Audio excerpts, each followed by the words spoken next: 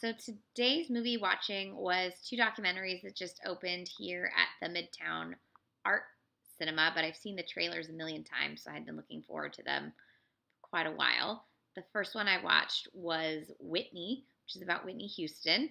It's a very kind of sad documentary, which, if you're looking at the life of Whitney Houston, was quite tragic in its end. And so, there's two ways to tell that story. There's the to make it all about the great things or to make it about the great things and the tragedy. And this film really does both.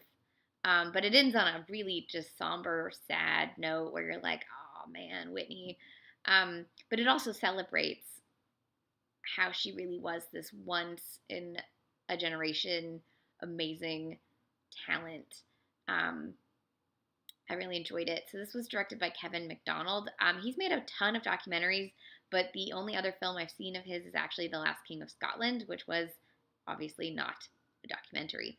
So, um, so Whitney traces her early upbringings through her parents sort of grooming her to be a star. Her mother was a singer, a professional singer who had attempted at various times different facets of stardom, never quite hitting all the right marks, but knowing the business. And so she was able to prepare, Whitney to become this huge star. Then they follow her as she breaks out and as she's literally booed at the Soul Train Awards. How she, has 7 consecutive number one hits on the Billboard Hot 100, which I believe is a feat that I think she's the only one that has that, but it's definitely record breaking at the time. Follows her becoming setting up a production company and becoming a huge megastar with The Bodyguard. Follows her marriage to Bobby Brown and how that sort of coincides with her addiction getting worse and how all of that culminates in sort of her career declining in the late 90s into the 2000s. Her attempts at rehab and eventually getting relatively clean, making Sparkle. I have not seen Sparkle. I need to see that. And then again, dying quite tragically. It doesn't cover a couple of my favorite moments in Whitney's life, which are The Preacher's Wife, obviously. You got Denzel Washington. And the duet she did with Enrique Iglesias, because I really enjoy that. Oh, and the song she does for Prince of Egypt. None of that is in the movie. But that's okay. It doesn't have to hit all the milestones. What it does, and I read a few reviews that didn't like this, but what I read it as doing and what one particular review I read thought it was doing, I don't necessarily agree with his interpretation of the film. And that is the director uses montage to show the state of the world at certain points.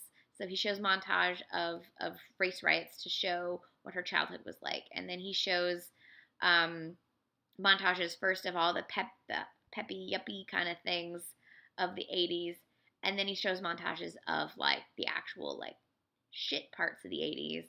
And then you get montages of the 90s and montages of the 2000s. And the review was arguing that it was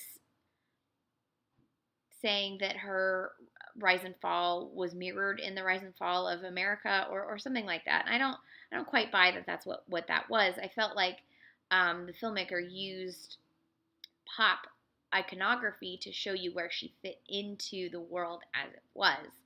And in that interpretation, I thought it was a really interesting way to allow Whitney to not be this isolated, icon, but to be a part of culture by showing what culture and what life was at these given moments in her career.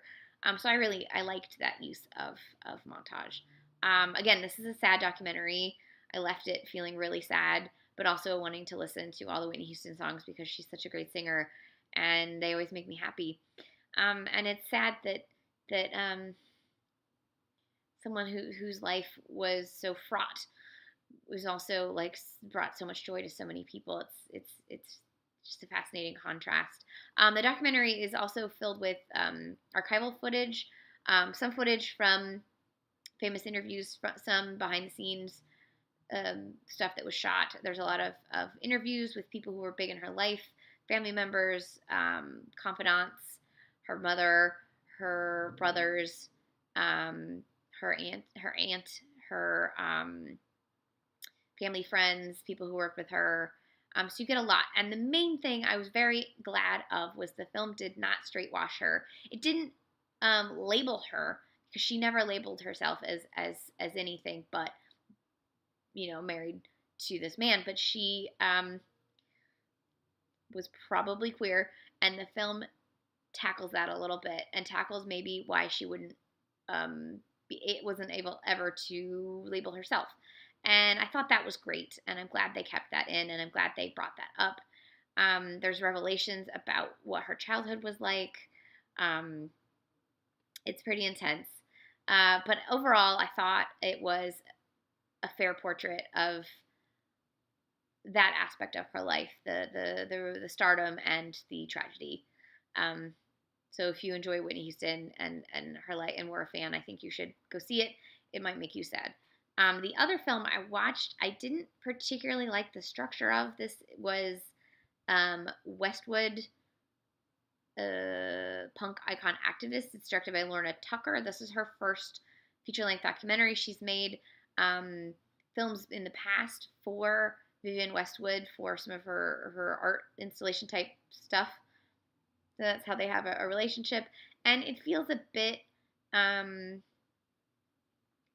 what's the word I'm looking for? Oh my God. There's a specific word that I cannot think of right now, where you don't look at something. Is it no? God, there's a specific word. No, basically where you aren't taking an actual critical eye at something. You're sort of deifying the character, and I think this documentary really shows it shows her, and it gets great interviews with her, and it shows sort of the rise of her brand and her style and the iconography that is her. And she's one of my favorite fashion designers. But I don't think the film paints a very rounded portrait of her. I think it's very much like what she wants you to know about her, which is tough, because you're always going to have to make a film. You're always going to have to make a film if your subject's living the way they want their story told. And so you get a film like this that is great in that it's showing you some access and some history of Vivienne Westwood as a designer and cultural figure, but it's also not. It's looking at her in a vacuum, and it's looking at her through the lens that she wants you to see her, and that felt too like it was too controlled, which, if you watch the documentary, is the way she likes to run her life and her business. So I feel like if there's going to be a documentary about her, this is the kind of documentary that's going to be made about her. That said, I love her clothes so much, and I love the zany catwalk shows, and there were some interesting interviews with people who work with her, and specifically with her current husband, who is really her creative partner in everything that you think of when you think of the Vivienne Westwood label for the last 25 years is really a collaboration between the two of them. That's something I didn't know leading up to this, but then there's apparently a million articles about this, so I should have known that. But what else? I don't know that the structure quite worked either. It kind of it flitted all over the place. I felt like maybe it could have been edited better. So in terms of documentary style, I liked what the Whitney documentary did a lot more with the story it was trying to tell than the Westwood one. But then maybe that's punk. I don't know.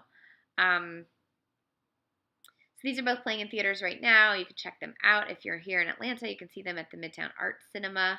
There's a whole bunch more documentaries coming out that I need to see. There's a couple that are still playing. There's 2 big blockbuster documentaries that I haven't seen yet, mostly because I feel like I'm probably not going to like them and I'm going to be like the one person. But anyways, there's a ton of good documentaries out this year. It's a great year for documentaries. Last year was a great year for documentaries. Every year is a great year for documentaries. I just love documentaries. That's all you should watch. They're better than most fiction films.